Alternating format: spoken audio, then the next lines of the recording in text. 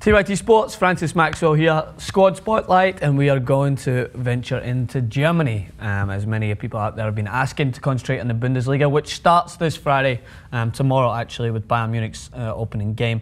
So, of course, we're going to start on Bayern Munich, the reigning champions, Champions League winners, not last year, but the year before, of course, and just outright efficient, beautiful football, as it has to be said. They encompass what I believe the German national team has, frankly, because they have a lot of German national players on their team. Manuel Neuer, of course, the goalkeeper, Philipp Lahm, Boateng, Schweinsteiger, Muller, Götze. I mean, the stars, of course, just rack up in their team. So let's talk about how they're going to shape up this year.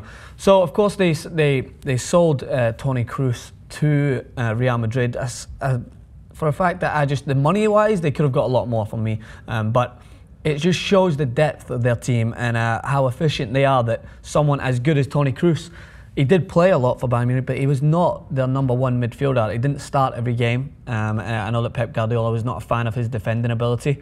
He didn't think he fitted in to Bayern Munich's style of play in terms of defending, but it just shows, as I said, how good they are when they can afford to let a player like that go. They, of course, have Schweinsteiger in the middle, who's coming off a great World Cup, as we expected from him. Getting on a little bit, but there's still plenty of years there left for him. So let's start by looking at their new signing. Obviously the biggest name, Robert Lewandowski, who came from Borussia Dortmund for a free transfer. When I think about Bayern Munich, I think about unbelievable width and counter-attacking ability with the likes of Rubin, Ribéry with supporting attackers. Of course, Muller has never really been their outright striker. He scores a great amount of goals for Bayern Munich, as he does for Germany. But they had their centre forward, for me, had always lacked that finishing ability. They had Gomez, of course, was a good player for them, but he wasn't considered to be one of the best in the world. They had, of course, Luca Toni, the Italian, who was a good player again, not the most orthodox, but he did get in goals for Bayern Munich. And then they had Mankewicz last year. But the thing about all these guys is they only lasted 1 or 2 years and then they moved on. So with this, they brought in a guy, Lewandowski, and I think he's going to break that assumption that I have made and many other people have made about the strikers that Bayern get. He is going to score a shit ton of goals, I have to say. Already in pre-season, he's banged in just incredible finishes. Overall, we actually have one here that you can take a look at. Of finding these seams, but it's also high because of the AstroTurf. But it's the reaction, and that situation. As you can see, he demonstrates clear goal-scoring ability.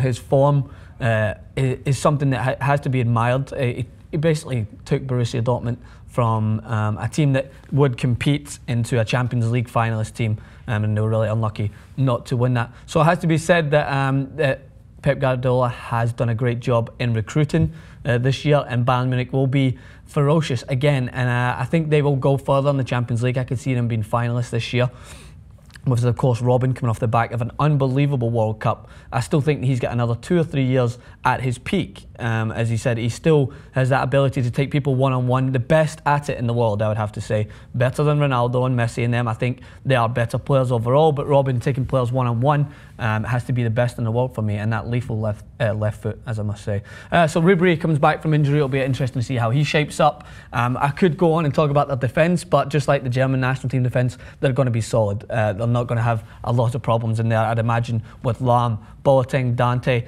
I can just see them being strong at the back again, and I think they will win the Bundesliga I can't remember how much time, the amount of times they've won it. It's been overwhelming. Pardon? A team that can compete with Bayern Munich. Yeah, so Borussia Dortmund, of course, can compete. They've done a great job of holding on to 2 of their key players. Marco Reus, who never played in the World Cup due to injury. I'm maybe speaking too soon. He might go. There's still a few days left in the transfer window. And Mads Hummels, the defender, who I previously had predicted to go to Manchester United. But they've done a great job of holding him, and that's going to be key for them, is to hold on to their best players. As I have said before, many people argued, but they do have a tendency to let their best players go, whether it be a free, whether it be transfer fee. The players feel like they have reached a certain level at Borussia Dortmund very fastly. They don't stay there for a lengthy time at their career. The ones who are notable, like Lewandowski, Kagawa, who have left and went on. But they've done a good job this year. I think they'll challenge, but again, Bayern Munich have just strengthened more than any team in that league.